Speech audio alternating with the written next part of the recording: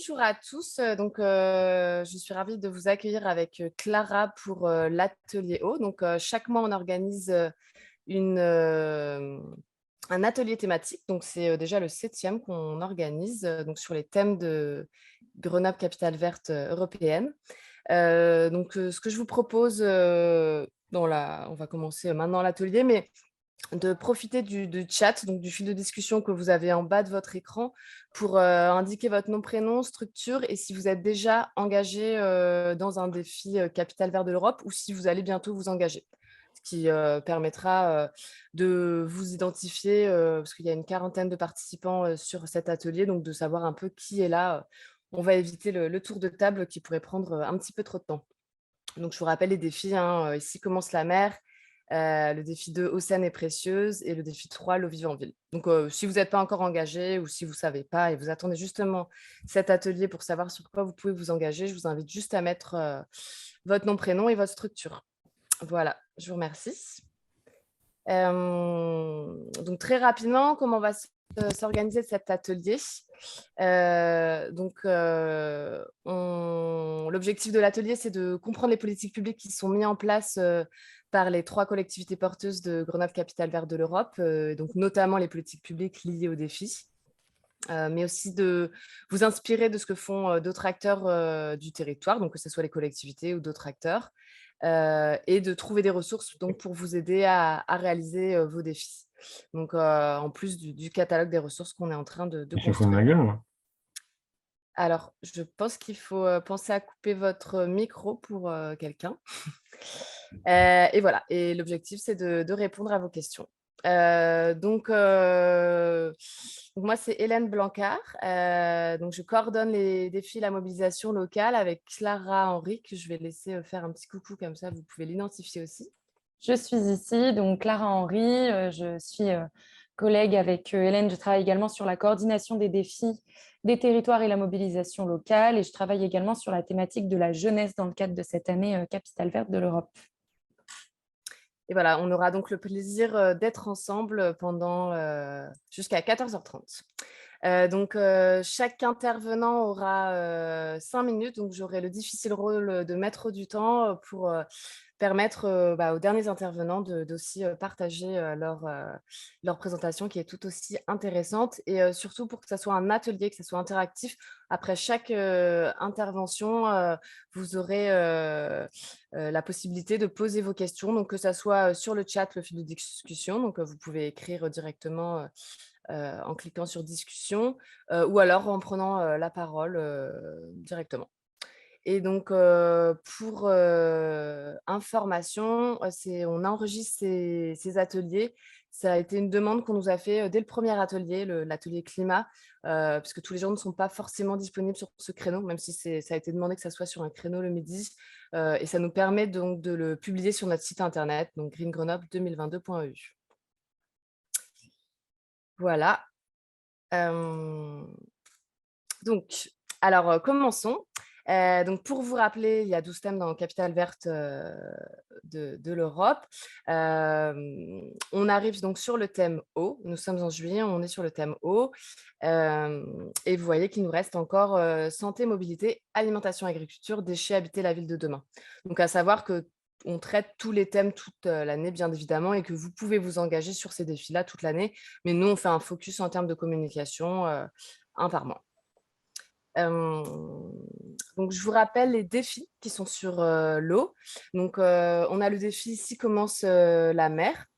Donc, le premier défi. Un exemple d'action, ce serait de ne pas contribuer à la pollution des océans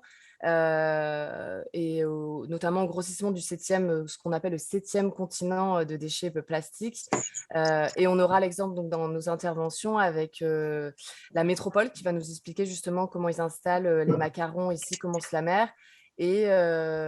Ou aussi l'association Longitude 181 qui va nous expliquer les actions qu'ils promeuvent pour préserver l'océan. On a donc le deuxième défi, eau saine et précieuse. Un exemple d'action qu'on peut réaliser, ce serait de préserver la qualité et la quantité de l'eau On aura là le SIMBI, donc le syndicat mixte des bassins hydrauliques de l'Isère, donc, qui est associé au département de l'Isère, qui va nous présenter le projet Isère en amont, euh, qui est un projet qui permet de lutter contre les inondations tout en redonnant donc de l'espace à la rivière, mais aussi à sa biodiversité. Et ensuite, nous aurons le troisième défi, donc le 7.3, qu'on appelle l'eau vive en ville. Un exemple d'action, c'est donc de développer les points de fraîcheur pour redonner de la place à l'eau en ville. Et on aura donc Gilles Namur qui nous présentera, par exemple, donc, comment la ville de Grenoble rénove les fontaines ou comment elle réaménage la fraîcheur sur les espaces publics ou dans les écoles. Donc voilà, là, je vous ai donné que quelques exemples d'interventions. Donc, comme vous avez le programme détaillé, je ne vous ai pas redonné les 10 interventions, mais c'était un peu pour vous donner envie sur ce programme. Et pour rappel, donc si à la fin de la visio, vous n'êtes pas encore engagé dans un défi, vous avez envie de vous engager, donc c'est tout simple. Il faut aller sur notre site internet greengrenoble2022.eu et de remplir le formulaire qui est dans l'onglet Participer. Il y a quelques petites infos à nous donner, un descriptif de votre action, une photo. Et ce qui est intéressant à connaître, c'est qu'on est en train de développer un catalogue des ressources qui explique défi par défi, qui vous donne des contacts d'associations, des contacts de prestataires, des guides méthodologiques, des subventions des collectivités pour vous aider à relever vos défis. Voilà, donc je vais maintenant passer la parole au premier intervenant. Donc on va faire les choses à l'inverse. On va commencer par le dernier défi, donc l'eau vive en ville. Je remercie d'ailleurs Gilles Namur, adjoint maire de Grenoble, qui est délégué à la nature en ville, espace public et biodiversité et fraîcheur, d'avoir bien voulu remplacer Manon Locatelli, qui n'a pas pu se joindre à nous aujourd'hui. Donc, merci de l'avoir remplacé au pied levé. De rien. Bonjour à toutes et à tous. Il fallait que j'active mon micro. Merci de l'invitation. Effectivement, je remplace Manon Locatelli avec qui nous travaillons quotidiennement effectivement, sur la place de l'eau en ville. Je voulais d'abord dire que effectivement, la fraîcheur pour nous en ville, ça passe avant tout par la végétalisation de la ville d'abord et par la déminéralisation des sols, ce qui est même encore plus essentiel.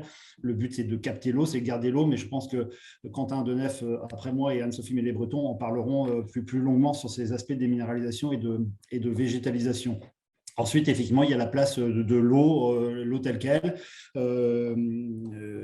la présence de l'eau dans l'espace public, que ce soit dans nos aménagements, que ce soit effectivement dans les cours d'école, que ce soit aujourd'hui dans notre projet qu'on appelle les places aux enfants, c'est-à-dire la piétonisation des rues devant les écoles, qui va permettre de créer, par la libération des espaces du trafic motorisé, va permettre de créer des espaces fraîcheurs, que ce soit des espaces donc végétalisés, déminéralisés, mais où systématiquement, il y aura au moins une borne d'eau, une fontaine pour boire de l'eau qu'on boit. Et donc ça, c'est important pour nous. C'est qu'en fait, sur Grenoble, il y a quand même un réseau de bornes fontaines partout sur la ville. Environ 200 bornes fontaines existent. C'est l'une des villes en France les mieux dotées à ce niveau-là. On essaie de les entretenir, de les réparer aussi. On a environ 10% qui ne fonctionnent pas et souvent, c'est des problèmes de fuite. Et donc, c'est pour ça qu'on les coupe. Mais on a du matériel qui est robuste et qui tient les saisons.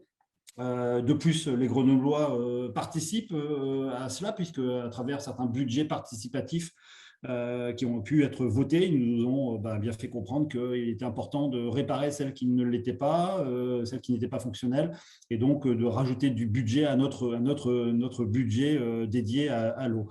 À savoir aussi qu'on fait un effort assez important sur ce mandat, sur justement les bancs de fontaines, les fontaines et bassins, puisque c'est au cœur de nos politiques, ça devient une priorité, et on a augmenté de 50% notre budget d'investissement pour effectivement déjà entretenir un patrimoine vieillissant.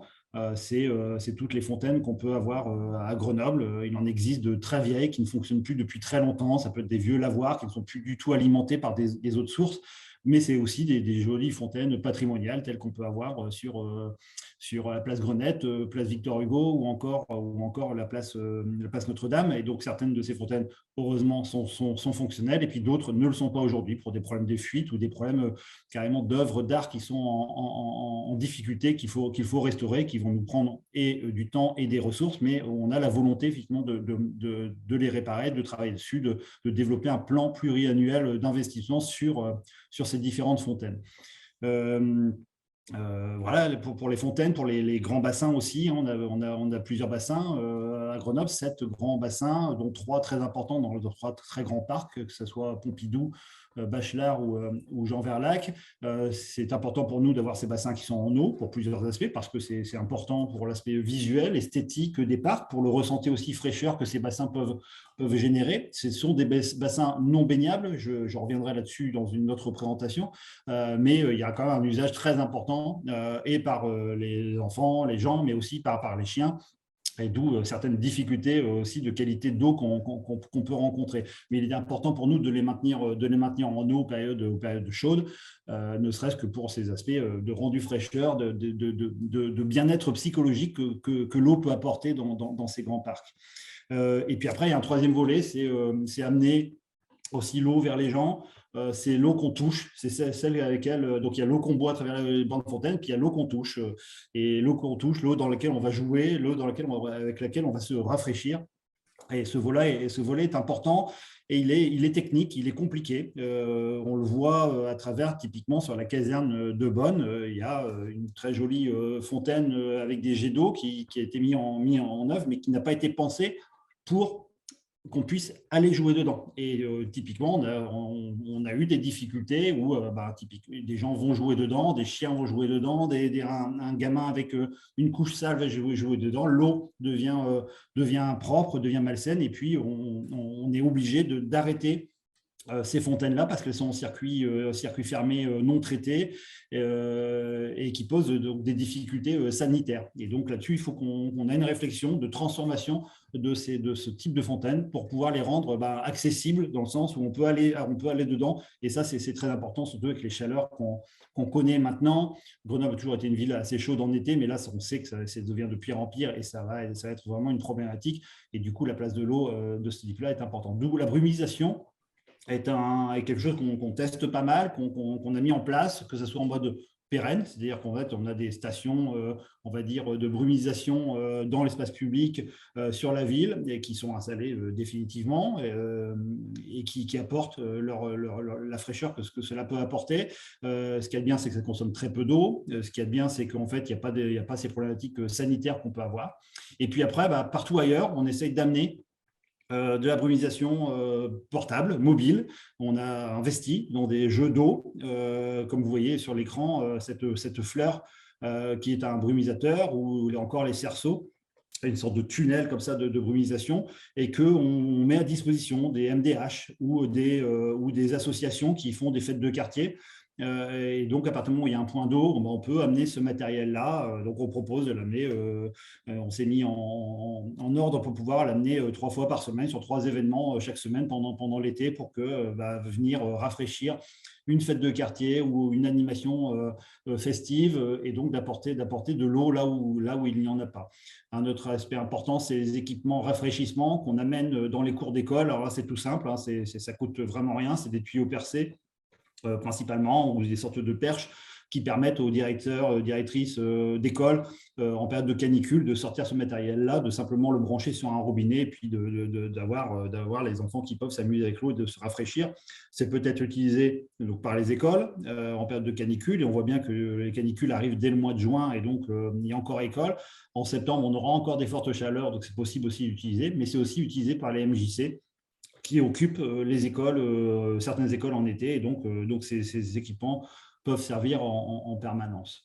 Un dernier point qui est important sur le fonctionnement de nos fontaines ornementales, les fontaines qu'on peut avoir en ville, certaines sont fermées parce qu'en fait c'est du patrimoine qu'il faut rénover, mais aussi certaines fonctionnent en circuit en eau perdue.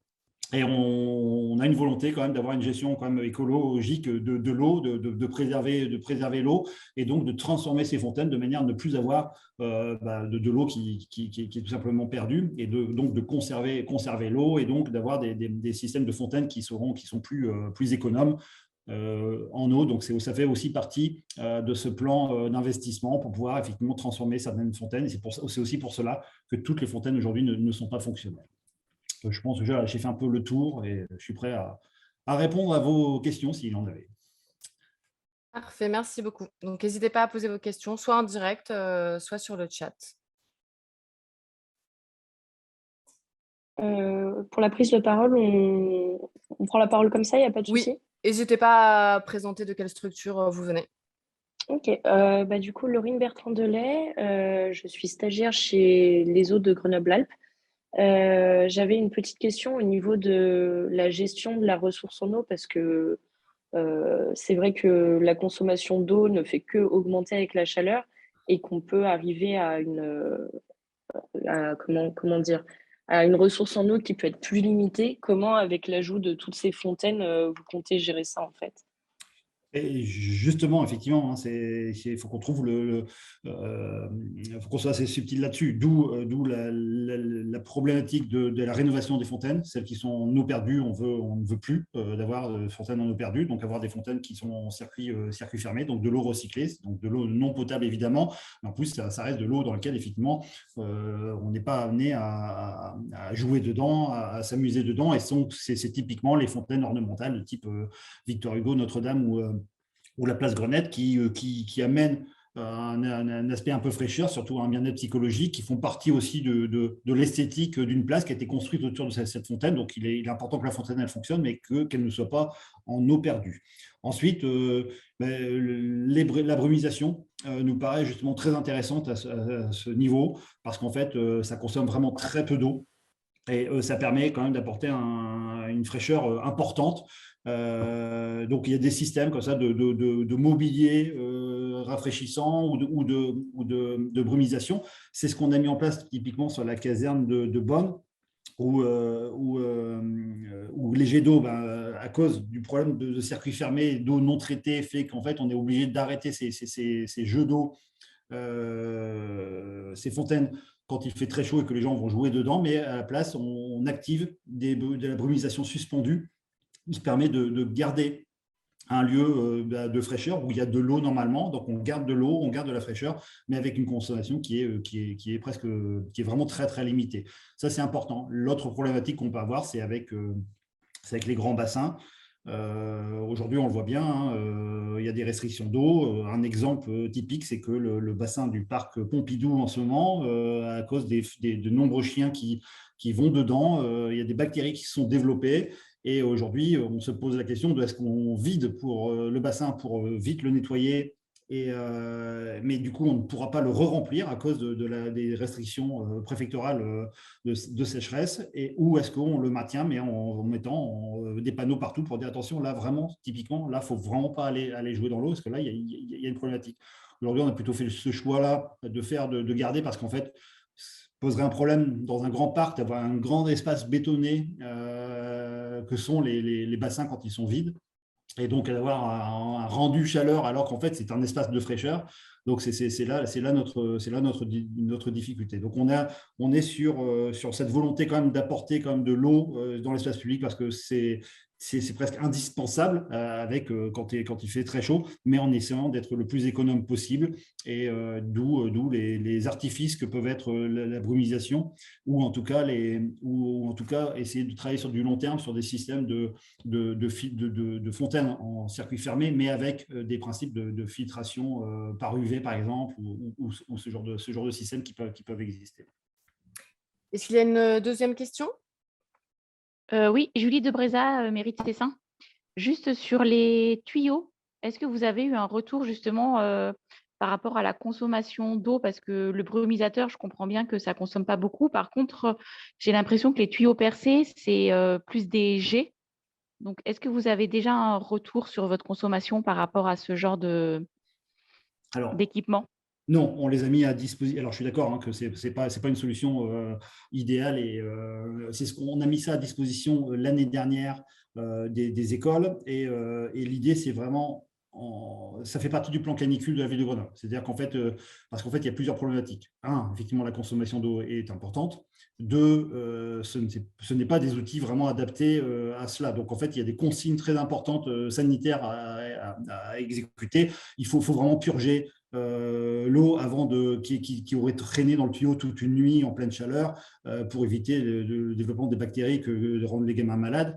Donc en fait, aujourd'hui, on est très restrictif sur l'utilisation. Donc c'est vraiment en période de canicule qu'on permet l'utilisation de ces tuyaux. Ce n'est pas une solution pérenne, encore une fois, parce qu'effectivement, la consommation d'eau serait importante. Après, c'est utilisé par des directeurs, directrices d'école pendant des périodes de récréation, donc sur des moments qui sont relativement courts.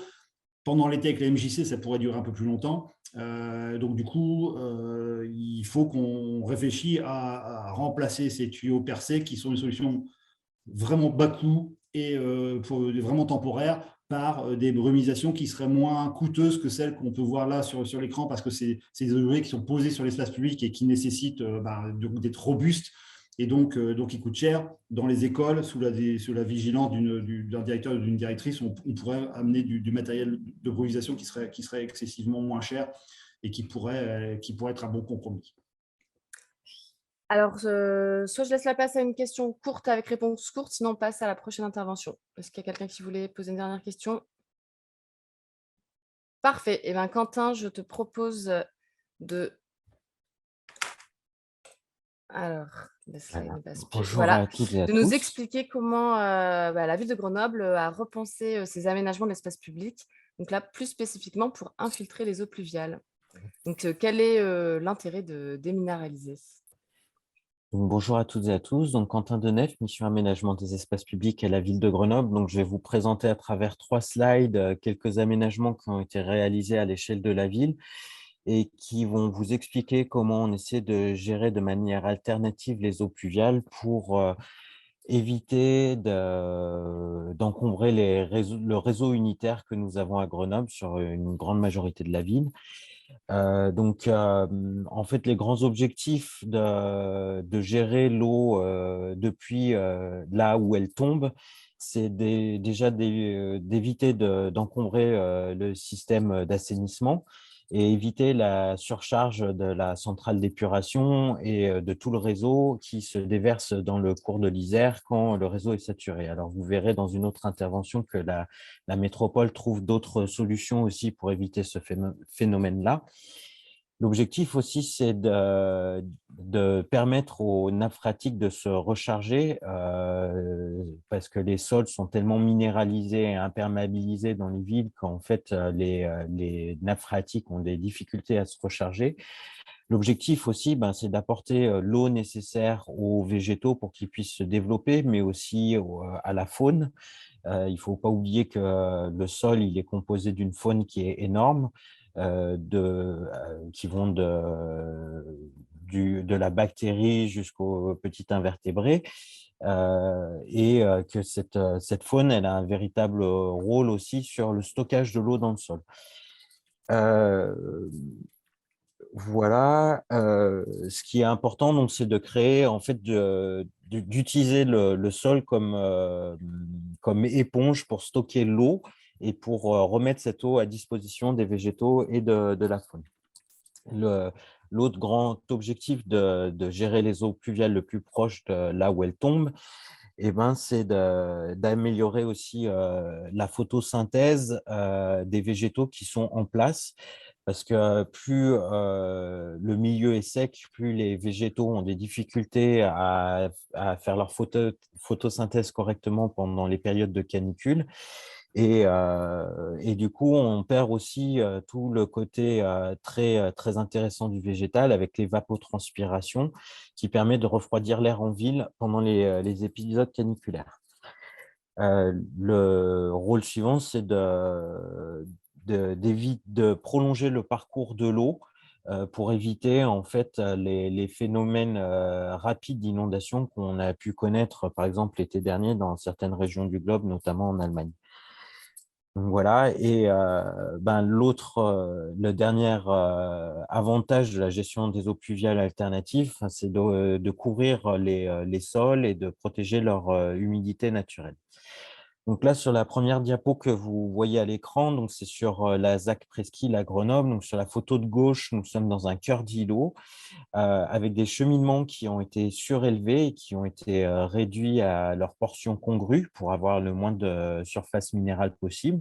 Donc, ils sont quand même relativement larges pour permettre l'accès des véhicules d'entretien, notamment aux camions des élagueurs.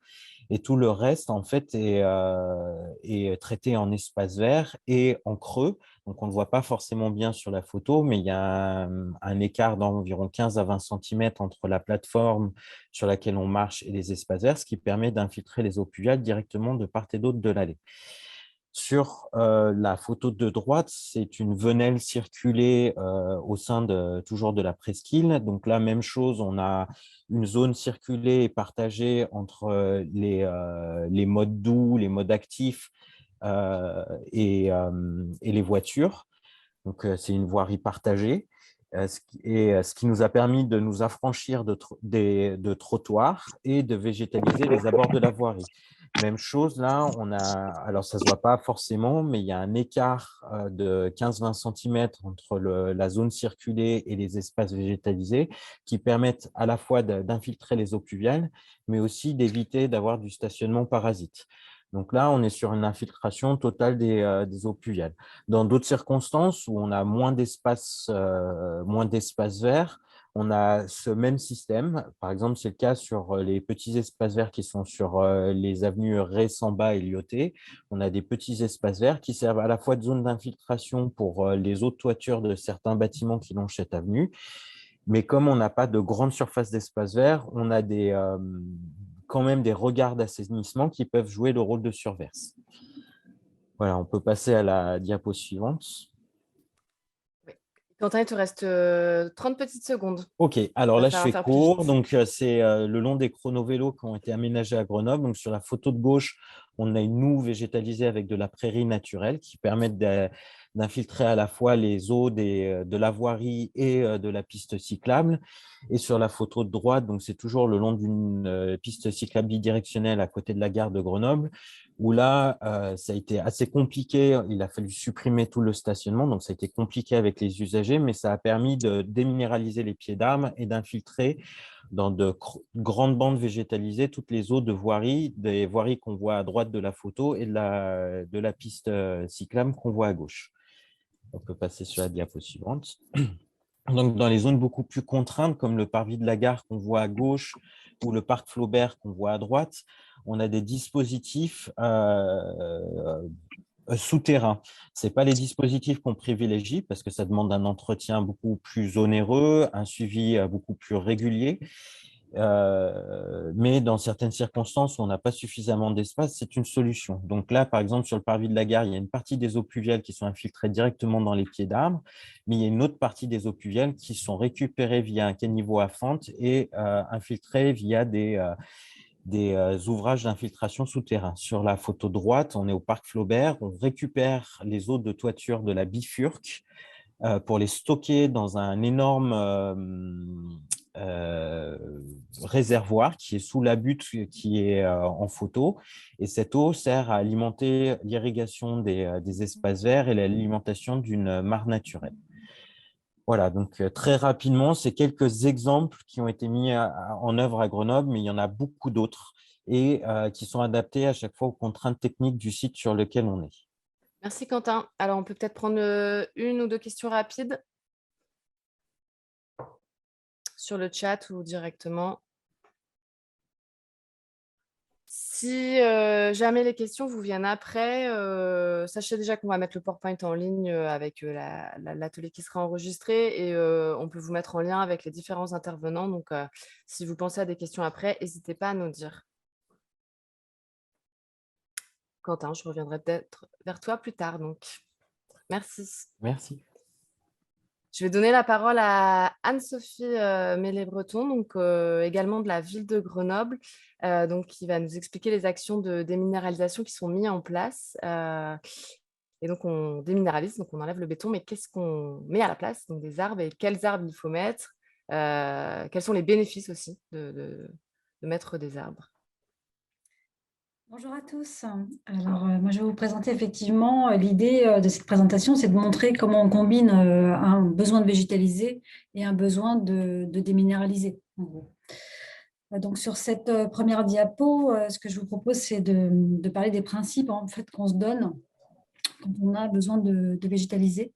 Évidemment, notre première cible, c'est de trouver des espaces minéraux pour pouvoir combiner les deux. Donc, on commence par se donner un guide. Notre guide, c'est identifier les îlots de chaleur, puisque c'est là qu'on a besoin de rafraîchissement. On a besoin de retrouver de l'eau, soit par la végétation, soit par d'autres méthodes, comme l'a exprimé Quentin juste avant.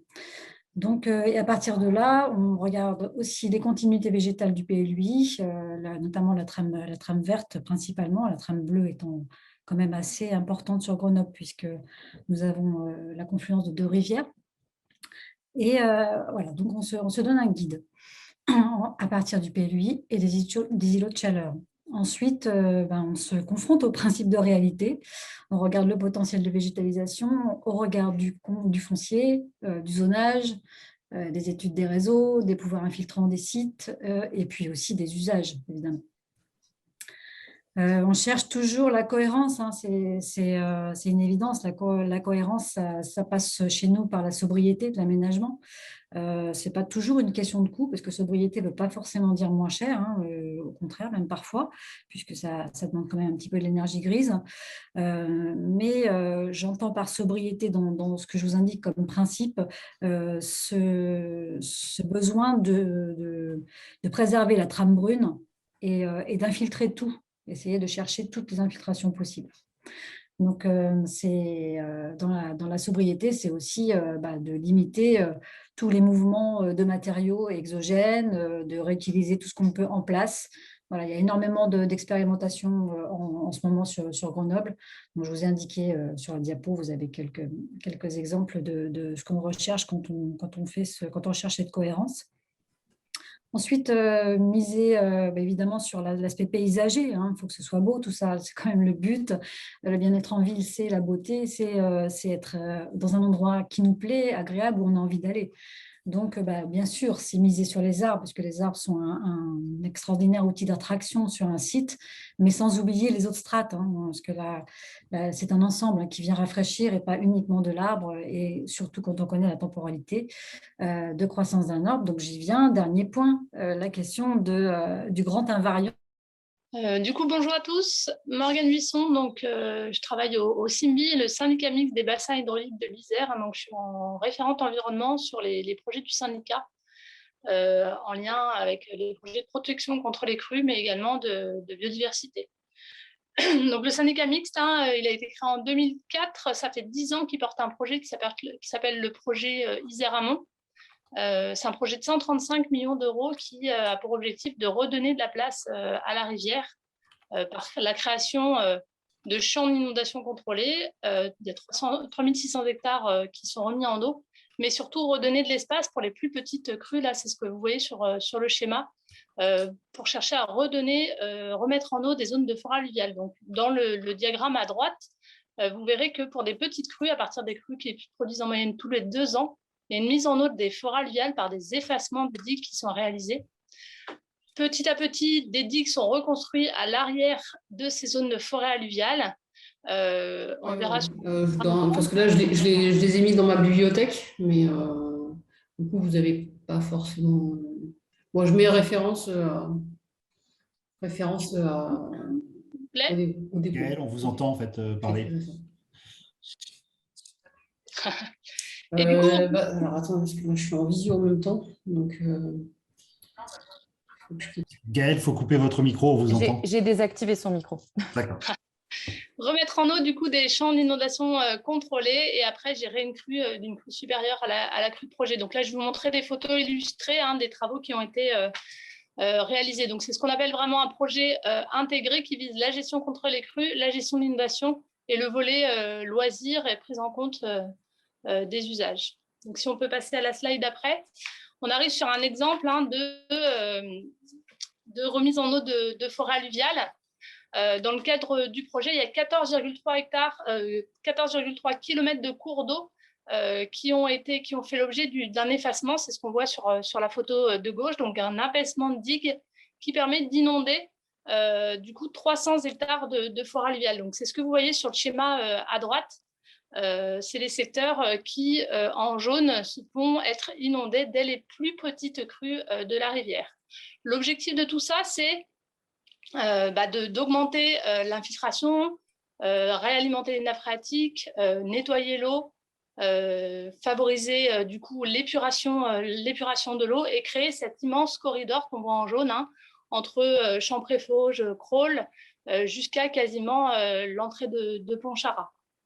Il y a également une zone sur le secteur de Mélan qui avait été mise en eau dans le cadre des premières tranches de travaux du projet Isère Amont.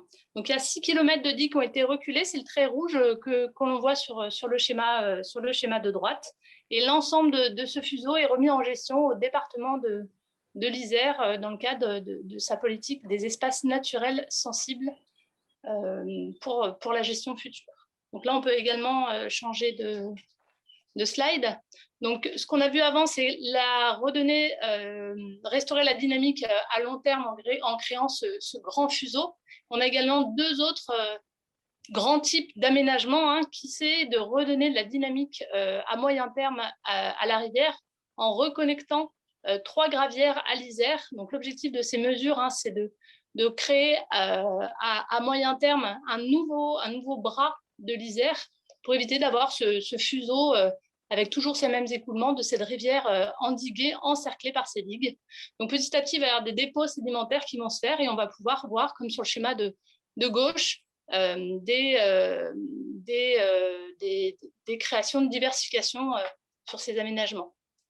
Le dernier type d'aménagement, c'est la restauration à court terme. Donc c'est tous les aménagements qui se trouvent à l'arrière, c'est tous les anciens bras, les anciennes launes qui se trouvaient à l'arrière des digues. Donc c'est la slide d'après.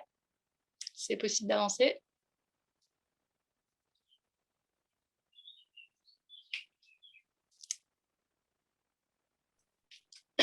Hélène, tu es connectée?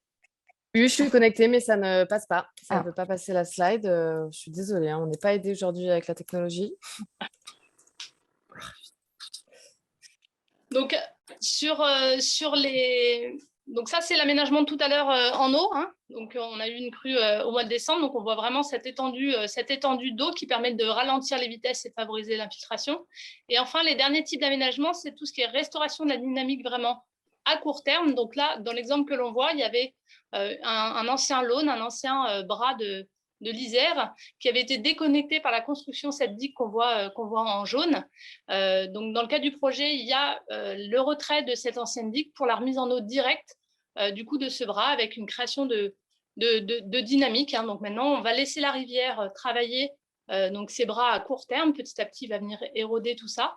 Et après, l'eau viendra inonder ces secteurs à moyen terme, puis continuer d'éroder ces digues qui ont été reculées. Donc, toutes ces mesures sont vraiment favorables pour une espèce qu'on appelle une espèce parapluie, qui est la petite massette, le Typha minima, c'est la photo qu'on voit à gauche. C'est un petit roseau patrimonial qui est vraiment caractéristique des rivières dynamiques qu'on va essayer de retrouver. Donc, c'est vraiment notre indicateur. Depuis le projet, là, on obtient une augmentation de près d'un tiers des populations de petites massettes, mais également le retour des castors en masse dans le cadre de ces travaux. On obtient pareil une augmentation de 30% des terriers de castors. Donc vraiment, ces trois grands types d'aménagements ont eu pour objectif, voilà, comme pour se remettre dans le cadre de l'atelier eau saine et précieuse, de ralentir l'eau, favoriser son infiltration, remettre en eau les zones humides stratégiques dans le cadre du projet. Donc là, on vient de terminer 10 ans de travaux cette année 2022. Voilà pour les 5 minutes, je pense avoir résumé 10 ans de travaux en 5 minutes. Merci beaucoup. Est-ce que vous avez des questions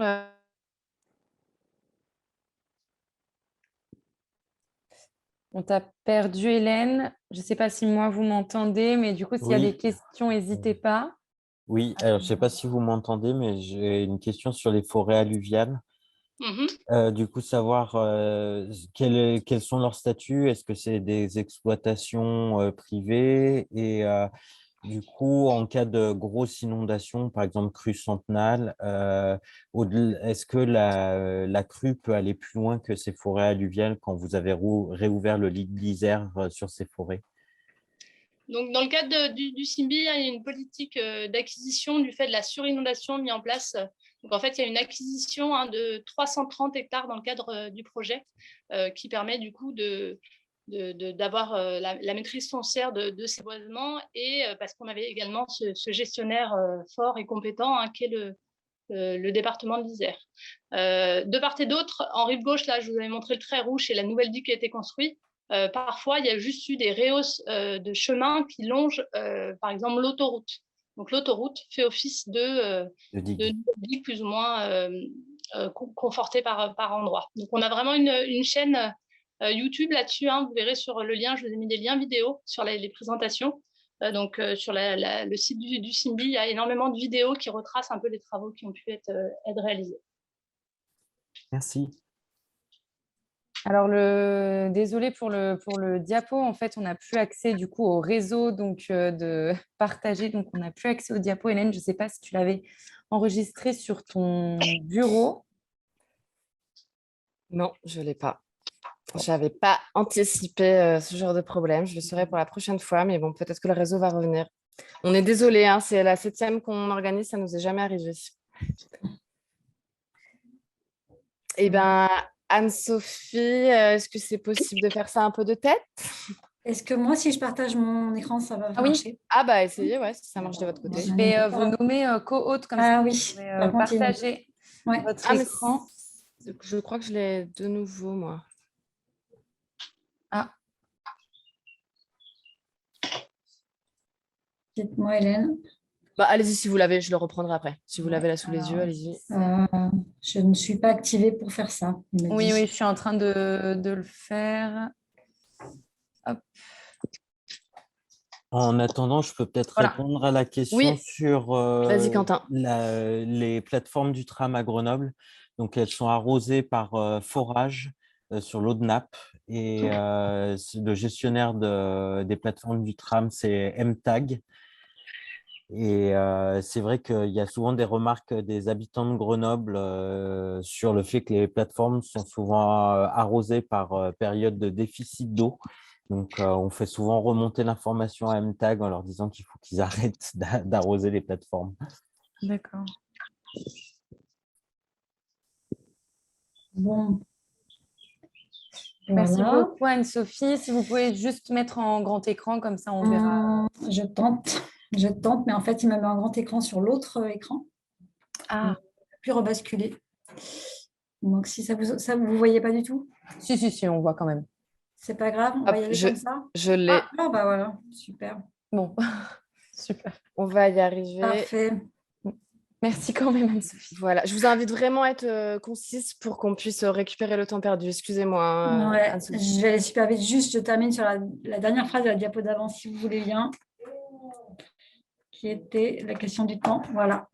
Donc, attendez, c'est à moi de me remettre sur mon truc à moi. Hop, voilà.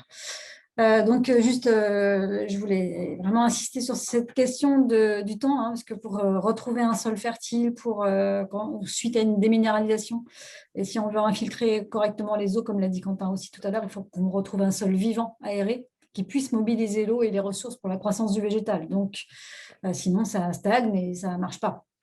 Donc, il faut se donner du temps. Le temps de cette croissance végétale, tout le monde veut essayer de grappiller du temps en plantant plus gros, etc., ce qui n'est pas une bonne chose parce que le temps est indispensable au sol. Les poudres de perlimpinpin pour réactiver les sols, etc., oui, peut-être qu'il y a des petits effets, mais juste laissons le temps au temps.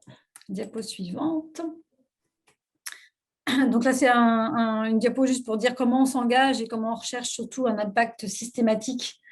Si on fait que des tout petits morceaux comme ça sans faire du lien, comme je vous l'ai dit tout à l'heure, c'est les continuums qui comptent beaucoup sur cette question de l'eau.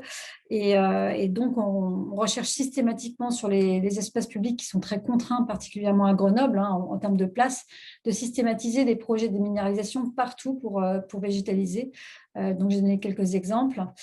Et pourquoi? Parce que, non, c'est la diapo d'avant. Voilà. Pourquoi? Parce que les écosystèmes ont besoin de s'installer pour que ça fonctionne. Et la grande absente dans tout ça, c'est l'eau. C'est l'eau, justement, qui a été très longtemps canalisée, qui s'échappe dès qu'elle tombe. Donc, il faut tout faire pour revenir sur un autre besoin, ralentir la fuite des eaux vers les systèmes immunitaires eau séparatifs, retrouver donc un cycle de l'eau à l'échelle locale. Ça, c'est un véritable enjeu parce qu'il y a la question de retrouver de l'eau, mais il y a aussi la question de retrouver le cycle de l'eau et de tout ce à quoi il sert. Donc, ça veut dire une approche intégratrice dans tout. Là, je ne détaillerai pas. Je vous invite, c'est ce que vous allez voir dans les slides suivantes, je vous invite vraiment à regarder, non, excusez-moi, terminer juste celle d'avant. Vous regarderez le document de l'ADEME sur cette question-là qui est citée là et vous le retrouverez tout à l'heure en fin de diapo. Avec tout ça, en 7 ans, on a augmenté de 8 hectares la végétalisation de Grenoble, ce qui est une prouesse, puisque Grenoble est très contraint en surface. Et donc, en conclusion, toutes les tailles de projet comptent. Et ça, c'est très important. Toutes les petites oreilles de carrefour, tout ce qu'on peut déminéraliser, on le fait et ça a de l'effet. Gros enjeu sur les cahiers des charges de prescription dans les ZAC, qui sont souvent des maîtrises d'ouvrage déléguées, à bien inscrire clairement et à suivre ces questions de préservation de l'habitat, de sol, de restauration des milieux dans tous ces ZAC qui offrent régulièrement des espaces confortables pour travailler sur les continuités écologiques existantes et surtout nouvelles. Déminéraliser, donc ça veut dire forcément rafraîchir. Je vous ai donné quelques extraits qui sont de ce très très gros travail. Je n'y ai pas participé, je ne m'en fais que relayer parce que pour moi c'est une évidence de s'appuyer sur ce genre de travail pour avancer.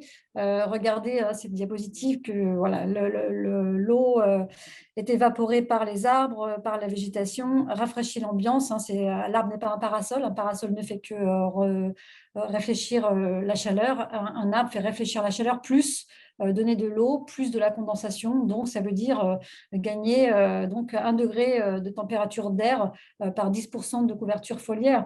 Et surtout, l'arbre, quand il fait ça, il consomme de la calorie. Il consomme la calorie du soleil. Donc, il rafraîchit et enlève cette calorie dans l'air. Un exemple sur le parvis Louise Michel qui va rentrer en projet chez nous, à peu près un peu plus de 2500 m², avec l'objectif de déminéraliser, de renaturer, donc avec les principes qu'on a évoqués juste avant. Je ne détaillerai pas, vous avez tout sur la diapo. Et vraiment, en conclusion, s'appuyer surtout sur tous les outils, les échanges, les collaborations. La dynamique, elle est sur le projet, mais elle est aussi sur tous les réseaux. Et là, je vous ai montré juste les réseaux que moi, en ce moment, j'ai dans le viseur, tout simplement pour partager à cette échelle. Le réseau du CEREMA qui fait une très grosse journée sur désimperméabiliser la ville le 15 novembre 2022. J'ai pas d'action. Plantécité qui a fait ce magnifique travail sur Cool Trees, l'ADEME qui vient de sortir un document qui est pareil, très fléché, solution rafraîchissement, le végétal et l'espace de nature dans la planification urbaine par Valor, et puis évidemment tous les outils plus locaux que vous avez, dont vous disposez. Nous à Grenoble, on a une magnifique étude sur les îlots de chaleur urbains qui constituent un véritable guide dans notre travail. Merci beaucoup, Anne-Sophie, pour ces exemples de réseaux et d'avoir expliqué les différents dispositifs de végétalisation de la ville de Grenoble. Est-ce que vous avez des questions pour Anne-Sophie ?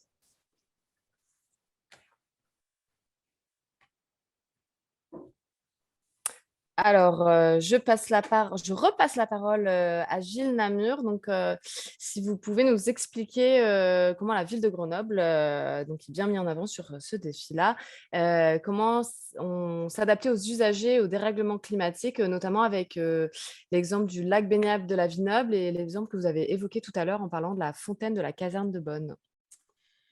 Oui, je vais essayer de faire court pour essayer de rattraper un peu le temps. Surtout qu'effectivement, donc là, on a voulu illustrer deux exemples. Donc, à Grenoble, dans les 3 grands parcs, on a 3 grands lacs donc Jean Verlac, Pompidou et Bachelard. Le lac, donc sur la Villeneuve, donc le parc Jean Verlac, on a un très grand bassin qui historiquement est utilisé par les enfants, par même des adultes pour aller se rafraîchir, se baigner quand il fait beau et chaud. Il faut dire que c'est très tentant. Simplement, il n'est pas fait pour ça. En termes de qualité d'eau et en termes de sol, de qualité de sol qui n'est pas du tout pratique. Donc, pour des baignades. Donc, du coup, c'était un projet qui a été porté pendant notre campagne d'aller vers la possibilité d'offrir une baignade dans une eau naturelle, en extérieur, ouvert à toutes et à tous, et en plus dans ce magnifique parc et puis dans ce quartier qui est quasiment une ville à lui tout seul. Il a plusieurs objectifs, c'est de rendre aussi ce quartier plus attractif, de l'ouvrir, puisqu'il y a tout un projet aujourd'hui de réaménagement et du parc et puis et à travers l'ANRU des logements et des espaces publics. Et donc voilà, d'ouvrir ce quartier, ce parc, de faire découvrir à tous, que ce soit les Grenobloises et Grenoblois ou aussi les métropolitains, de venir dans ce parc parce qu'on rend, à travers un lac baignable, on rend l'endroit attractif. Donc, c'est un dispositif évidemment de fraîcheur. Aujourd'hui, on sait tous les difficultés qu'on a avec les piscines, que ce soit le recrutement, que ce soit aussi les difficultés écologiques des piscines à chauffer, à maintenir, à entretenir avec une eau qui est chlorée. Et donc, la solution de la baignade naturelle nous paraît vraiment, vraiment essentielle. Il en existe un peu partout en France, mais là, on est dans un quartier populaire, on est au milieu vraiment d'un site urbain, et donc il y a tous des enjeux complexes à analyser, à étudier pour rendre cela possible.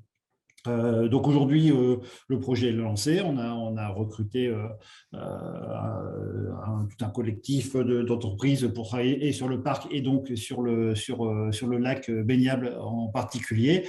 Les études donc sont en cours.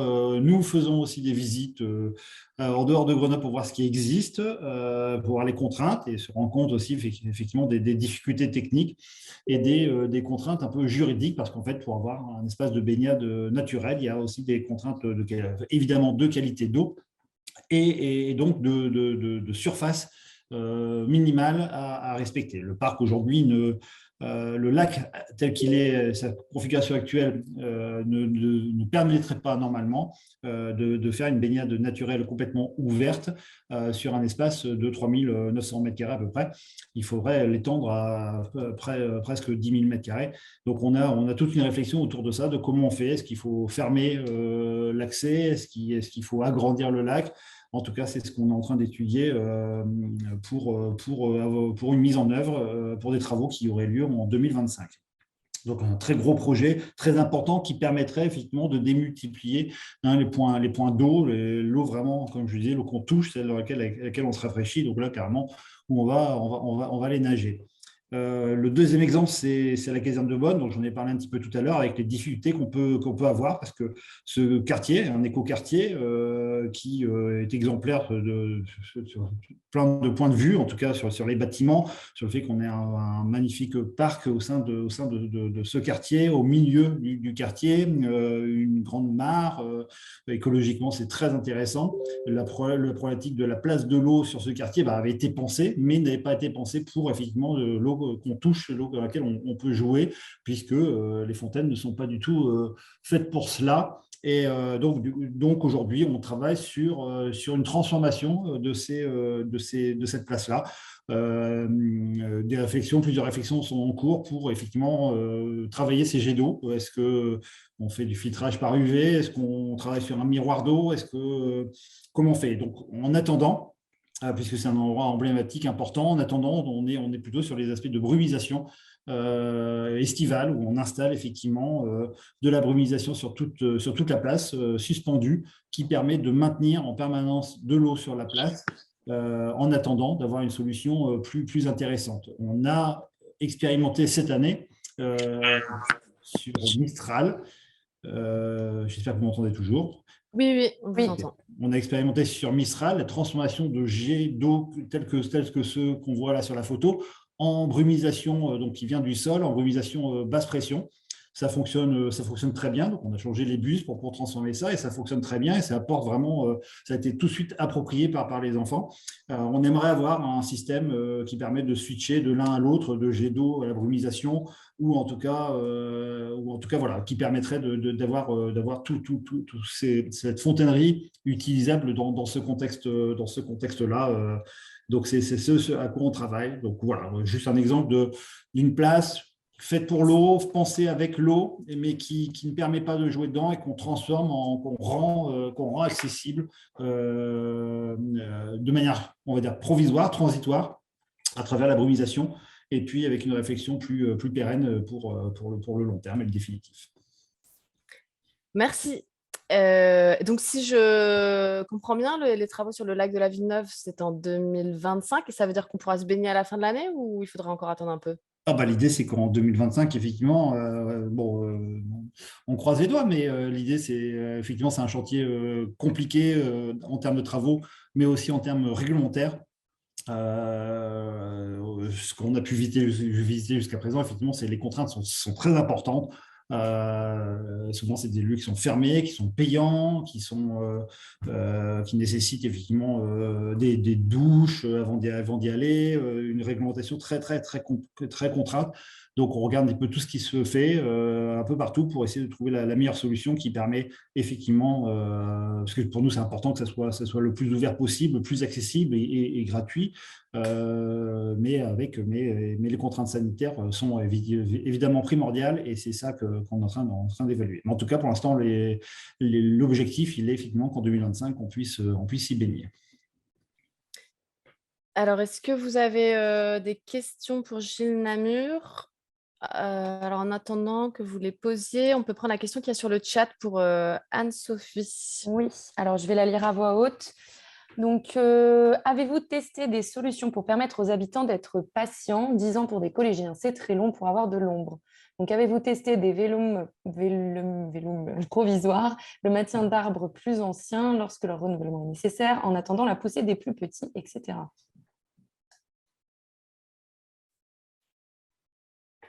Une question plutôt pour Anne-Sophie. Anne-Sophie Mellom-Breton, vous êtes toujours là?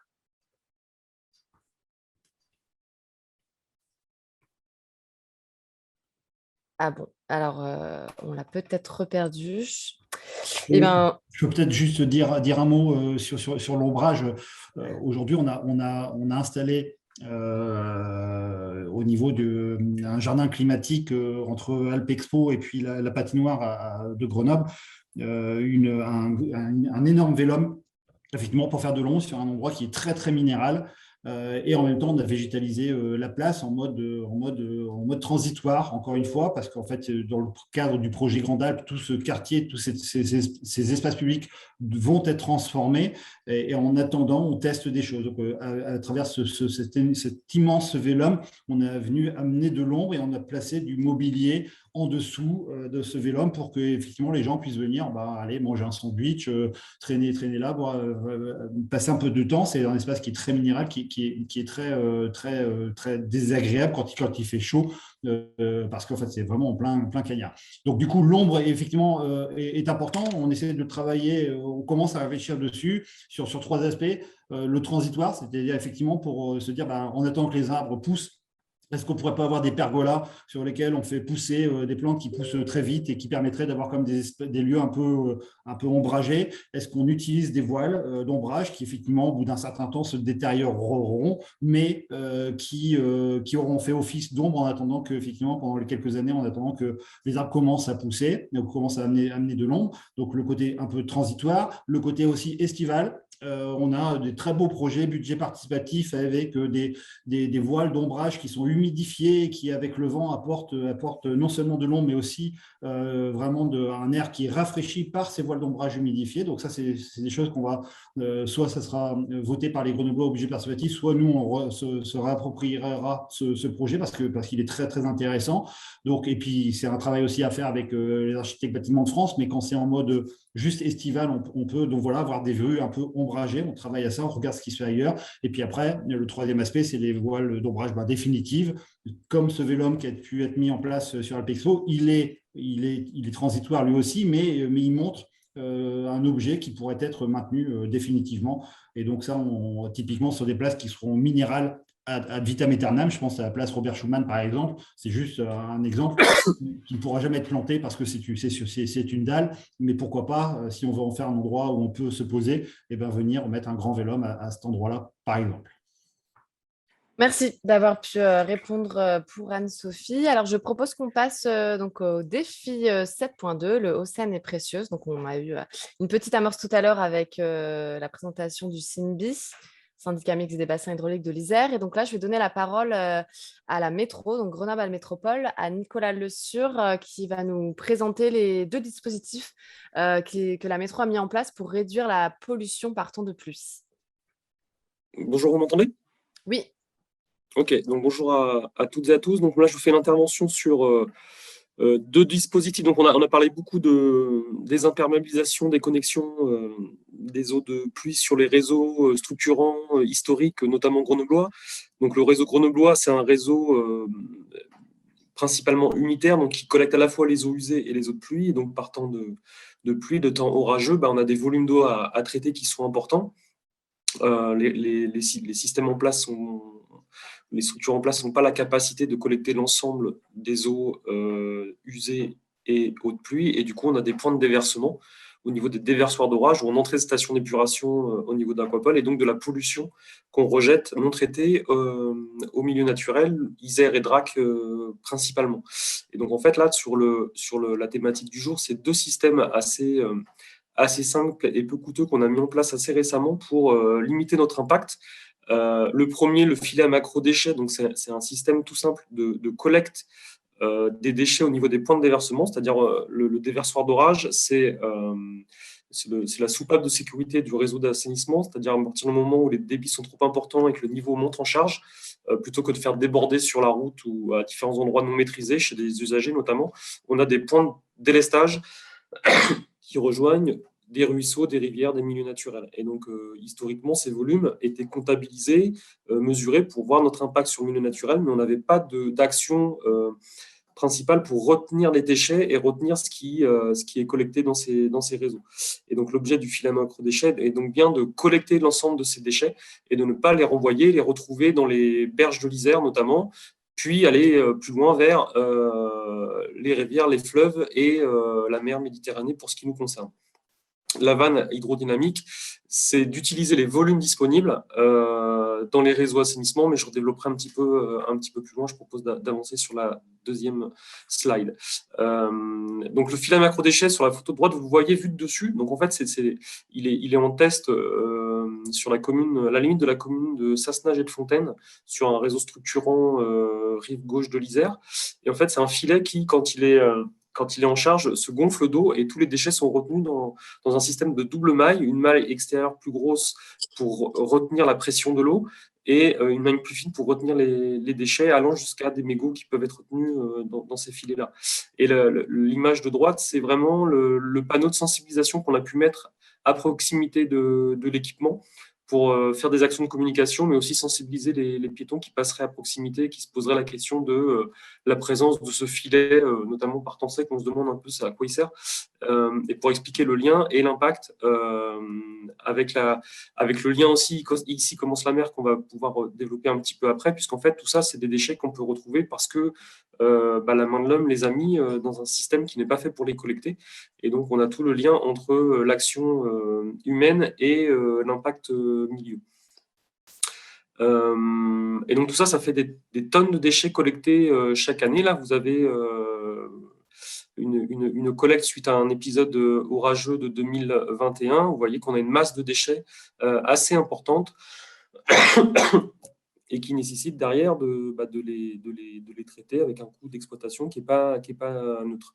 Il faut savoir qu'en complément, puisqu'on est un peu en site pilote sur des premières installations, on a fait des envois des déchets dans un centre de tri, un centre universitaire qui s'occupe de faire le tri de tout ça et de voir un peu les origines et la répartition des gisements des déchets. Et en fait, ce qui nous a conforté dans des choses que nous, en tant que sachants sur le domaine, on savait déjà, c'est qu'on a un impact hyper prédominant des lingettes auto-nettoyantes, et notamment avec la crise Covid, on a eu un usage qui a été augmenté, et donc nous, des actions de sensibilisation super importantes à faire sur le fait de ne pas les renvoyer dans les toilettes. Donc là, j'ai mis quelques exemples que j'ai pu retrouver sur le net de communication sur les lingettes, c'est pas acheté dans les toilettes, mais c'est vraiment un message qu'il faut faire passer et à diffuser largement autour de vous, et que nous, on utilise en vecteur de communication sur l'ensemble de nos actions, parce que ça crée évidemment de la pollution, mais aussi des dysfonctionnements sur l'exploitation. Et donc, c'est vraiment un message important qu'il faut faire passer sur ce sujet-là. Donc ça, c'était pour le filet macro-déchets. Sur la vanne hydrodynamique autonome, en fait, dans les réseaux grenoblois, on a des gros volumes disponibles qui permettent de stocker des volumes d'eau partant sec ou partant de pluie intermédiaire. Et ça permet donc de pouvoir temporiser les volumes importants d'eau et éviter d'avoir tous les volumes en même temps dans les réseaux, et donc d'avoir des volumes qui sont impossibles à gérer. Et en fait, le système de la vanne hydrodynamique que vous voyez sur la partie droite, c'est que quand on est par temps sec, elle est fermée et elle laisse passer un débit de temps sec relativement faible dans la partie basse, qui est ajustée, donc qui est ouverte, et progressivement, l'eau va monter en fonction de l'intensité de la pluie, et au bout d'un moment, la pression de l'eau va être trop forte, le volume d'eau en amont va être trop important, et la vanne va s'ouvrir progressivement en faisant une contre-pression sur un vérin hydraulique. Et par ce fait, en fait, on va réussir à stocker des gros volumes dans des ouvrages existants avec des coûts d'investissement qui sont relativement faibles, puisqu'en fait, on va simplement installer des vannes mécaniques, sans électronique, sans modification du génie civil, dans des zones urbaines à forte contrainte foncière. Ce qui veut dire, si on va sur la slide suivante, donc ça, c'est aussi l'action de com qui explique un petit peu ce que je vous explique. Mais si on va directement sur la diapo suivante, on a installé 2 vannes sur des gros réseaux visitables à proximité de la gare sur l'avenue Guémard à Grenoble. Et en installant 2 vannes, on a pu permettre des stockages correspondant à des bassins qui auraient coûté 1 à 2 millions d'euros s'ils avaient été réalisés en technique habituelle, c'est-à-dire terrassement, ouvrage de stockage en béton souterrain avec le système de nettoyage, régulation, etc.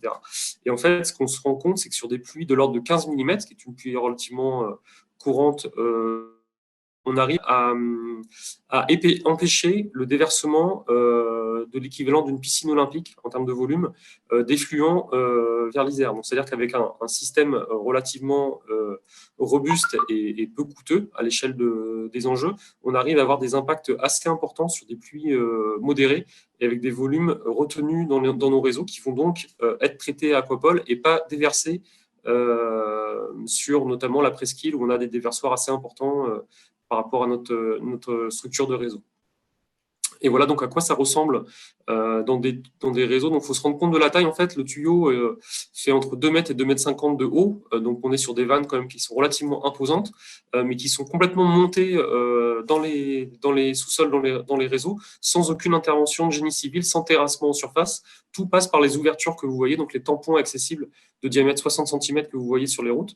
On arrive à tout descendre par ces orifices-là et tout installer à l'intérieur, en sous-sol, sans impact en surface sur les aménagements de voirie. Et donc, ça permet de faire l'équivalence d'un bassin de stockage-restitution qui serait très contraignant pour l'environnement de l'espace dédié au bassin et très coûteux, évidemment, en termes de terrassement et de génie civil.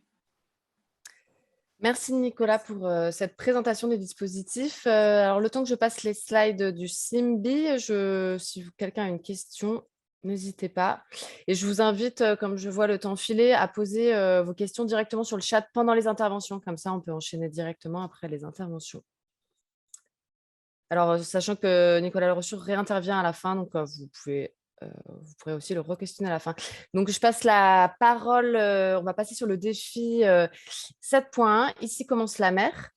Donc, je passe la parole à Delphine Grand, donc, qui travaille au service des moyens généraux au Centre communal d'action sociale de Grenoble et qui va nous expliquer comment elle préserve l'eau justement avec une nouvelle technique d'entretien écologique. Bonjour, alors je vais essayer d'être rapide aussi. Donc en fait, ce projet initialement, c'était un travail au niveau des crèches, hein, puisque nous avons 27 crèches en gestion donc, au CCAS de Grenoble. Et il y avait un intérêt déjà pour les responsables de crèche de réduire l'utilisation de produits d'entretien, d'une part pour la qualité de l'air intérieur, donc pour les enfants qui sont accueillis, pour les professionnels également. Et puis, il y avait également la question de ces produits qui étaient utilisés, la quantité d'eau nécessaire pour l'entretien des locaux, et puis de tous ces produits chimiques finalement assez variés pour nettoyer une crèche. Donc, ce que je voulais dire aussi, c'est que on est tous, on va dire, dans cette communication par rapport à l'hygiène chez nous, dans les locaux, etc. On est aussi baigné dans ces communications, ces publicités, et que c'est bien aussi de repartir de ce qui peut se faire de manière naturelle et classique pour l'entretien des locaux, et que ça peut se faire aussi dans un milieu professionnel. Il faut savoir, donc vous le voyez sur la slide, sur le chariot de gauche, donc qui est un chariot traditionnel d'entretien des locaux. C'est un chariot qu'on dit à double seau, c'est-à-dire qu'en fait, on a un seau bleu pour l'eau propre et un seau rouge pour l'eau sale. Et en fait, on vient tremper finalement une frange dans de l'eau propre, on l'utilise, puis ensuite, on vient la presser, retirer l'eau sale et la retremper dans le seau d'eau propre. Donc, on dit qu'en fait, on essaye de faire du propre, mais finalement aussi avec du sale. L'intérêt d'avoir le chariot de droite, c'est qu'en fait, cette technique-là permet de faire du propre avec du propre, c'est-à-dire qu'on utilise du matériel qui est pré-imprégné, c'est-à-dire qu'on va utiliser la juste quantité d'eau qu'il faut pour imprégner ce matériel, utiliser la frange pour nettoyer la zone concernée, la retirer et ensuite la mettre à laver pour s'en resservir le lendemain. En termes de produits d'entretien, cette technique, comme on fait du propre avec du propre, donc on respecte les règles d'hygiène, ça nous permet d'utiliser des produits naturels qui sont, alors après, c'est bien d'avoir un petit peu des notions de chimie et d'hygiène pour comprendre aussi tout ça, donc c'est important aussi de former le personnel.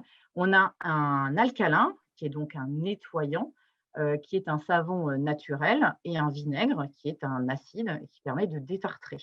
Donc, pour permettre justement de réduire l'usage des produits d'entretien, il faut bien sûr qu'on ait ce matériel de qualité, c'est-à-dire de la microfibre qui est en bon état.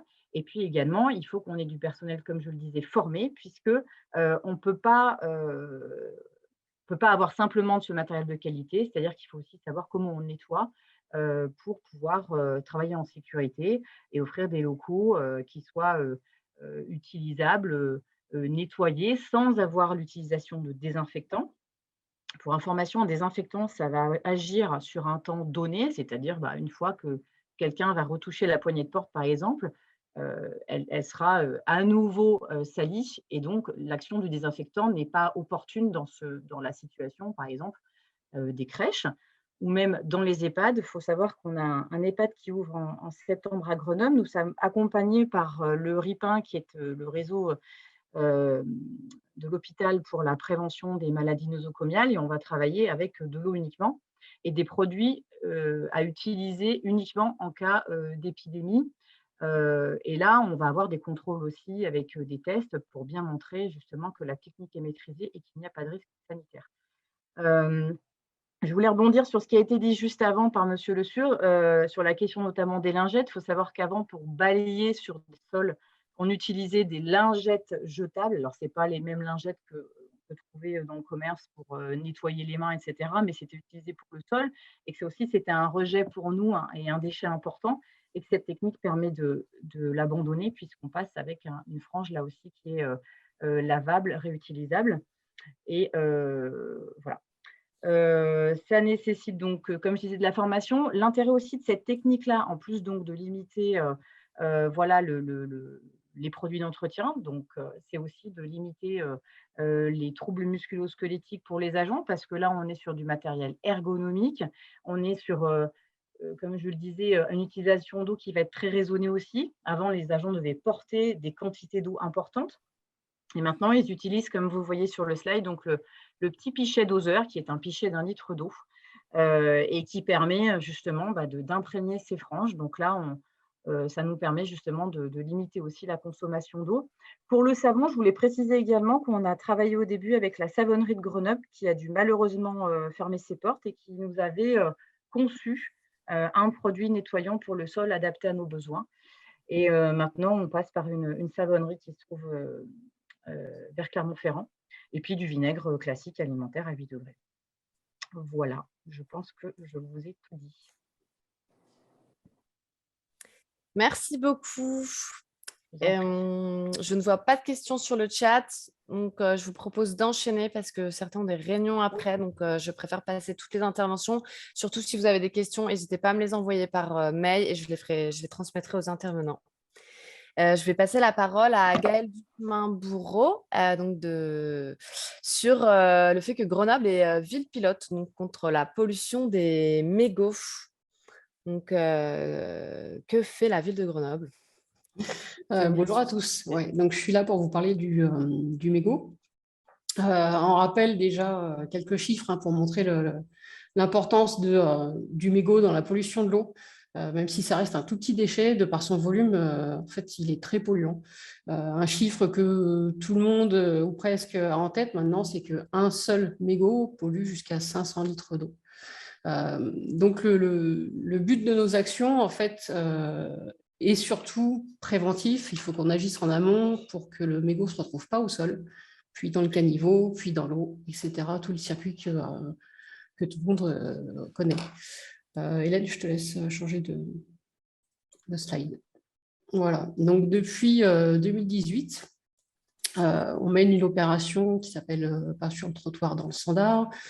Donc on distribue, on fonctionne par partenariat, c'est-à-dire qu'on localise des sites qui sont pollués par le mégot au sol, qui sont bien souvent des sites devant des bars, des restaurants, des entreprises avec le personnel qui va fumer à la sortie.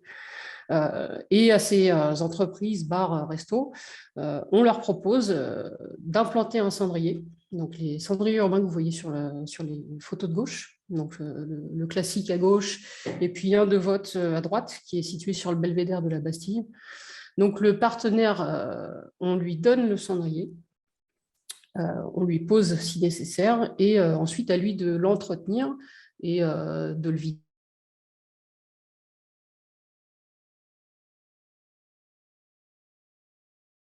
Une vraie baisse des mégots au sol, et comme les gens sont impliqués puisque partenaires, ça marche beaucoup mieux que de laisser un cendrier tout seul dans la rue qui n'est pas signalisé et un peu laissé à l'abandon. Donc on en a à peu près une cinquantaine maintenant sur la ville.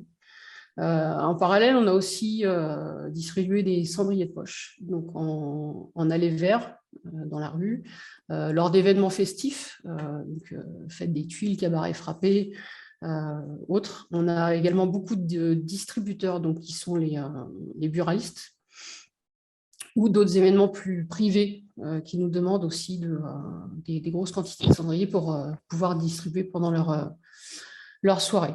Voilà, donc grosso modo, c'est ce qu'on faisait depuis 2018, crescendo. Et depuis 2021, donc l'année dernière, s'est mise en place la REP mégot. Hélène, un petit bascule, merci. Voilà, donc c'est le principe du pollueur-payeur, à savoir que ce sont les industriels du tabac qui versent des subventions à un éco-organisme, qui est Alcom pour le mégot, et qui lui-même, par partenariat avec des villes, des communes, des groupements, en fait, ils vont nous financer, ce n'est pas encore le cas, toutes les actions qui sont menées pour réduire justement la pollution du mégot au sol. Donc, soit nous financer des cendriers, de la communication, enfin, tout ce qui va être mené comme action. Comme ils sont au balbutiement, ils ont besoin de villes pilotes pour faire des tests sur des plans d'action. Donc, nous, Grenoble, on a été du coup volontaires et il y a actuellement 6 villes en France qui sont pilotes. Rouen, La Ferté-sous-Jouarre et d'autres un peu plus petites, on va dire. Voilà, et donc ce pilotage consiste à tester différents plans d'action et ensuite de les évaluer pour pouvoir ultérieurement les transmettre à toutes les communes qui ont contractualisé avec l'éco-organisme et pouvoir répandre les bonnes méthodes, on va dire, pour réduire la présence de mégots au sol. L'objectif d'Alcom étant de réduire de 40% les mégots d'ici 2027. Je crois même qu'ils ont revu jusqu'en 2027 pour cette réduction. Donc sur Grenoble, on a 4 hotspots, ce qu'ils appellent les hotspots. Donc on a déterminé en fonction de leurs différentes typologies et usages. On a 2 lieux plutôt festifs qui sont les quais Saint-Laurent, la rue Chenoise, donc avec une activité plutôt nocturne, de restaurants, d'animation, d'un public plutôt jeune. Voilà, donc on va essayer plusieurs méthodes dessus, qui va être de la sensibilisation en allée vert, mettre des nouveaux cendriers, peut-être un cendrier ludique sur les quais aussi, parce que ce sont quand même pas mal de jeunes qui y sont. Voilà, enfin tout ce qui est plutôt festif. Et on a aussi 2 autres sites qui sont donc le parvis de la gare, avec un usage qui est plutôt de passage et avec des gens qui sont pressés. Donc on ne va pas forcément faire de l'aller vers ces gens-là, mais plutôt implanter des nudges pour rendre les dispositifs de collecte de mégots plus visibles, plus attractifs, voire plus sympas. Donc il y a une prévision de projet sur le cendrier de la gare de Grenoble que vous voyez au sol. Voilà, ça va être des ados pour bien le signaler et éventuellement une peinture peut-être phospholuminescente aussi pour que ce soit visible la nuit. On a le pochoir, ici commence la mer. On va aussi répandre sur ces hotspots aux entrées des avaloirs ou des caniveaux. Donc vraiment notre but, nous Grenoble, ce n'est pas forcément le cas de toutes les villes pilotes, ce sera de faire en sorte pas de ramasser plus de mégots, mais qu'il y en ait moins au sol. Donc on compte plutôt sur le changement des mentalités des fumeurs qui ont ce réflexe de jeter le mégot, pas forcément en mal pensant, mais juste par habitude et par peut-être manque d'informations aussi sur ce que va devenir leur mégot, qui va mettre pas loin de 12 ans à se dégrader tout en polluant tout ce qui est eau et autres éco-organismes. Écosystème, pardon. Merci Gaëlle pour tous ces chiffres très intéressants. Juste un dernier qui était sympa. On a une rue aussi, le dernier hotspot, qui va être une rue avec des écoles, donc crèches, etc. Et qu'on va essayer de faire en espace sans tabac. Voilà. Ok. Je précise, pour ceux qui ne sont pas familiers, les nudges, c'est des coups de pouce ludiques. C'est comment faire changer les comportements, pas forcément en parlant il faut le faire pour la planète, mais de manière ludique. Comme le tout premier qui a été inventé, c'est de viser la mouche dans la pissotière pour les hommes dans un aéroport. Et c'est très utilisé pour faire changer les comportements, justement sur toutes ces pratiques environnementales. Merci Gaëlle. Je vais passer la parole à l'association Longitude 181. Vous me faites une très bonne transition. On vous poser des questions. Allez-y, alors vraiment une question rapide parce qu'on Oui. est contraint par le temps. C'était juste par rapport à la collecte des mégots, du coup, grâce au nouveau cendrier installé. Est-ce que derrière, vous comptez revaloriser les mégots ou est-ce qu'ils partent à la poubelle de façon classique? Parce que je sais qu'il y a des entreprises qui les revalorisent, soit en mobilier pour la ville, soit en énergie. Donc, savoir ce que vous comptez en faire de ces mégots récoltés finalement. Alors, pour l'instant, on n'a pas de filière de recyclage qui soit, à nos yeux, vertueuse. On est en cours d'étude. Voilà, mais ce dont vous parliez là sur les mobiliers urbains, c'est une entreprise qui utilise beaucoup d'eau. On est à fond dans le sujet pour le coup. Ils utilisent beaucoup d'eau pour dépolluer les mégots, pour en faire des plaques qui ensuite sont installées en tant que plaques pour faire des bancs, je crois, et qui ne tiennent pas la route avec la pluie et les intempéries. Donc plutôt non, mais il y a une autre entreprise qui, eux, n'utilisent pas d'eau et sont sur le recyclage des filtres pour en faire des doudounes ou du matériel isolant pour les logements. Donc on est en cours, mais c'est pas encore, ce ne sera pas mis en place en même temps que tout le projet des plans d'action cette année. Mais j'ai bon espoir pour 2023. Merci beaucoup Gaëlle. Daniel Krupka, Merci. pardon. Merci, bonjour. On va faire vite parce que je vois qu'on a dépassé l'heure déjà. Donc, je suis secrétaire général de Longitude 180. Je vais juste vous parler d'une de nos campagnes qui s'appelle « Ici commence l'océan et pas ici commence la mer », qui fait complètement le lien aussi avec la problématique des mégots qui a été discutée auparavant. Donc, nous, on a décidé, on est une association de protection de l'océan et a priori une association qui est née dans le monde de la plongée, donc très près de la mer. Mais on a eu beaucoup de questions sur, bah oui, mais quand on n'est pas près de la mer, qu'est-ce qu'on peut faire? Et en fait, on peut faire beaucoup de choses. Et du coup, on a écrit un petit bouquin qui s'appelle « Sauvons l'océan » avec les 10 actions pour pouvoir réagir. C'est sur la base de ce petit bouquin qu'est née cette campagne « Ici commence l'océan ». Si vous pouvez bouger juste un petit peu, voilà. Donc, on sait que pas. Je vais juste dire 3 phrases là-dessus, mais l'océan, ça a de la ressource, c'est résilient. Donc, à chaque fois qu'on va le protéger, on va forcément gagner parce qu'il va être capable de se rétablir. Donc ça, c'est voilà, c'est pour ça qu'il n'est pas trop tard, c'est-à-dire qu'on a encore une chance de sauver quelque chose. Alors, je passe sur les études sans fin parce que il faut aujourd'hui malheureusement abreuver de beaucoup d'études de tous les sujets, y compris le nombre de mégots, là, etc. Alors qu'on sait très bien que quand on pollue, on pollue. Voilà. Je l'ai dit, protéger, c'est gagner à tous les coups. Et enfin, maintenant, en fait, il faut agir. Et agir, c'est pas simplement au niveau simplement des entreprises ou autres, mais c'est également chacun peut faire un geste. Et donc, nous, on s'est adressé aux citoyens en disant, OK, vous voulez que ça change? Vous voulez faire des choses propres? Ben, allez-y, c'est à vous de jouer. Et donc, pardon, excusez-moi, vous voyez les 10 actions que j'ai indiquées sur le côté droit. Donc, c'est des choses très, très basiques qui sont des éco-gestes que vous pouvez forcément connaître et je ne vais pas les commenter tous parce que ils sont tout à fait compréhensibles par chacun. Par contre, nous avons essayé, nous, de les illustrer à notre façon, en fait, et puis de donner aussi quelques trucs. Donc, dans ce petit bouquin, il y a plein de choses. Il y a vraiment plein de trucs, plein de pistes pour pouvoir faire les bonnes choses, pour pouvoir dire, OK, ici commence l'océan, je suis à la montagne, je suis tout près de Grenoble, qu'est-ce que je peux faire? Ben oui, il y a des choses que je peux faire directement. Déjà, je peux me réconcilier avec l'océan, je peux réduire les pollutions domestiques, je peux être zéro déchet, je peux être plus sobre, je peux consommer moins de poissons, mieux, et moins souvent. Je peux me reconnecter à l'océan, et ça, ce n'est pas des choses que les gens nécessairement comprennent. Je ne parle pas des réflexes de bord de mer, puisqu'on n'y est pas, ni du large. Et puis aussi, il y a un côté, je dirais, juridique et acteur du changement sur lequel les citoyens peuvent agir. Voilà. Alors, quand j'ai dit ça, qu'est-ce que ça veut dire? Parce que j'ai vu que le temps était compté. C'est que nous, on a créé un certain nombre d'outils. D'abord, des vidéos et des podcasts qui permettent de comprendre et puis aussi d'apprendre comment protéger l'océan. Alors, ça va de comment changer sa lessive, par exemple, ou comment changer sa pastille de lave-vaisselle, qui sont des choses tout à fait faisables et courantes. On a des illustrations aussi ludiques, puisqu'on parlait de nudge tout à l'heure. Je pense par exemple à comment faire sa lessive avec les cendres de bois. Quand on est autour de Grenoble et qu'on a une cheminée, il y a beaucoup de gens qui aujourd'hui jettent leurs cendres en fait, dans la nature, alors qu'ils pourraient l'utiliser pour faire leur lessive.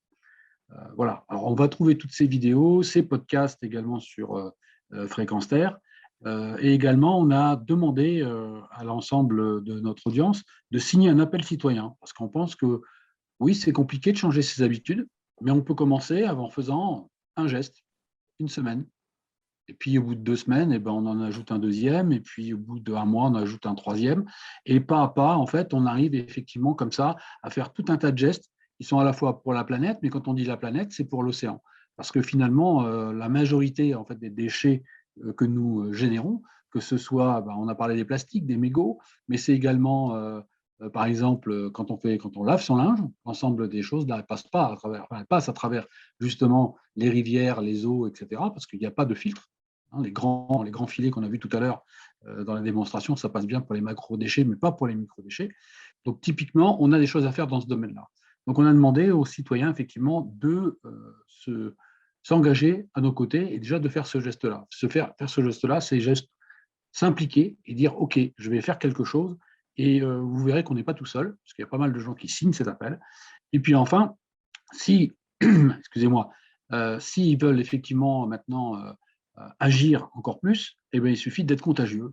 C'est le cas de le dire, parce que même si en ce moment, il ne fait pas bon d'être contagieux, eh bien, dans l'environnement, il faut être contagieux. Et donc, à ce moment-là, si on manque d'inspiration ou si on veut essaimer autour de soi, Il y a ce petit bouquin, Sauvons l'océan, qui ne coûte pas cher, il coûte 8 €. En même temps, vous ferez un bon geste pour une association et ça va permettre effectivement d'alimenter la machine. Voilà. Voilà ce que j'ai pu dire en, je pense, 4 minutes. J'ai à peu près réussi à… Parfait. Merci beaucoup, Daniel, d'avoir présenté les initiatives de votre association. Et je redonne la parole à Nicolas Le Sur. Donc, c'est la dernière présentation, justement, qui sont dans la métropole et dans la deuxième phase d'installation des macarons Ici commence la mer, que vous avez peut-être déjà aperçu. Ouais, c'est un projet qu'on a démarré en 2019 avec la fédération départementale des sports aquatiques de l'Isère, qui nous avait un peu alerté là-dessus, sur l'impact qu'on pouvait avoir nos systèmes d'assainissement sur la mer. Et de fil en aiguille, en proposant à nos élus et à nos partenaires, on a décidé de se lancer dans la démarche Ici commence la mer, en créant un petit macaron que vous voyez à gauche, et des actions de communication sur les conséquences de nos gestes, et pour faire comprendre aussi aux gens que les grilles avaloirs du pluvial qu'on retrouve sur le système, sur les routes, les espaces publics, tout n'allait pas forcément à la station d'épuration, et que tout n'allait pas forcément être traité, collecté, ramassé, et que suivant les conditions, suivant les structures, ça pouvait aller directement dans les rivières et donc à la mer. Et donc, pour la petite histoire, ces macarons qu'on retrouve aussi sur la deuxième slide,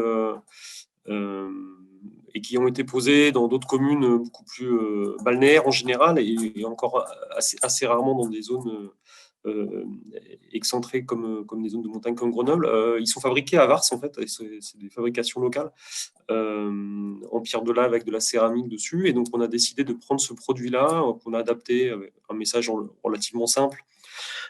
On a fait une première campagne en 2019 pour en poser une centaine, plutôt sur des lieux de fête, des pôles multimodaux, des lieux de passage, pour un peu sensibiliser une population de manière un peu élargie sur Grenoble et sur la première couronne urbaine de Grenoble. Et donc, ça a plutôt bien marché en termes de communication et d'impact. Donc, il y en a une centaine aujourd'hui de posés sur les communes urbaines de la métropole, dont la moitié sur Grenoble. Je crois qu'il y en a 50 sur Grenoble et 50 sur la première couronne. Et donc là, cette année, on va poser une deuxième campagne, une deuxième fois sans macarons, devant les écoles du territoire, de l'ensemble des communes qui disposent d'écoles, puisqu'on a décidé d'utiliser nos enfants du territoire comme vecteurs de communication des bons gestes, en se disant que c'était des cerveaux à l'écoute de ces sensibilités-là, et qu'ils étaient de très bons vecteurs de communication pour leurs parents, leurs grands-parents, leurs amis, et qu'ils allaient communiquer de manière assez large les bons gestes, par exemple de ne pas jeter les lingettes dans les toilettes, mais les mégots également. Et je fais un petit clin d'œil sur Frighter Foundation sur cette slide, parce qu'on a aussi été interpellé par cette association comme étant une collectivité d'importance à se lancer dans cette thématique-là. Et en fait, c'est très rare sur des collectivités non littorales. Et en fait, on a eu l'occasion d'avoir un article sur le site internet de Surfrider Foundation sur nos actions à ce niveau-là. Après, les résultats, c'est souvent ce qu'on me demande: qu'est-ce que ça a donné en termes de résultats? C'est compliqué de pouvoir identifier le gain, mais en tout cas, en termes d'image et en termes de communication qu'on peut en faire, on voit tout l'intérêt qu'il y a là autour, et on compte beaucoup sur les actions qui auront lieu sur le deuxième semestre auprès d'une grande partie des écoles du territoire, pour sensibiliser la population sur cette thématique-là.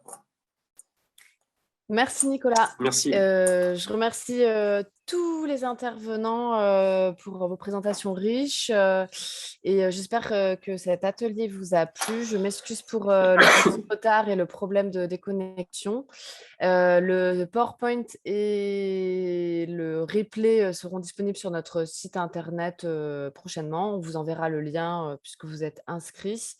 Et on se retrouve en septembre pour le thème mobilité, donc pour la prochaine visio. Et si jamais vous avez des questions que vous n'avez pas pu poser, n'hésitez pas à me les envoyer par mail, je les ferai passer aux intervenants. Je vous souhaite un bel été à tous et rendez-vous en septembre. Au revoir. Merci à tous, au revoir.